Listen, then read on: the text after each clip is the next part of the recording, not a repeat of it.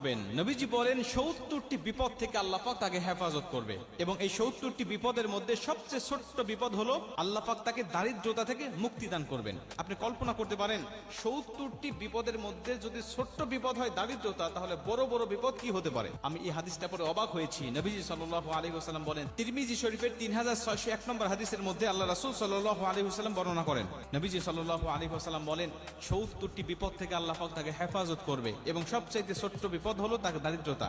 আমরা কিন্তু দারিদ্রতাকেই সবচেয়ে বড় বিপদ মনে করি, অথচ নবীজি বলতেন না, এই ৭০টি বিপদের মধ্যে যত বিপদ আছে সবচেয়ে ছোট্ট বিপদ হলো দারিদ্রতা। বাদ বাকি ৬৯টি বিপদ কত বড় বড় হতে পারে একটু কল্পনা করেন আপনি। তার মানে আপনি যদি দোয়াটি নিয়মিত পাঠ করেন, আপনার যত বড় অসুস্থতা থাকুক না কেন আল্লাহ পাক আপনাকে পরিপূর্ণ শেফা দান করবে। আপনি যদি এই দোয়াটা পাঠ করেন, আপনি যত বড় বিপদের মধ্যে থাকেন না কেন, আপনার দেওয়ালে পিঠ থেকে গেছে কোনো সমস্যা নেই, আল্লাহ পাক এই কঠিন বিপদ থেকেও আপনাকে হেফাজত করবে।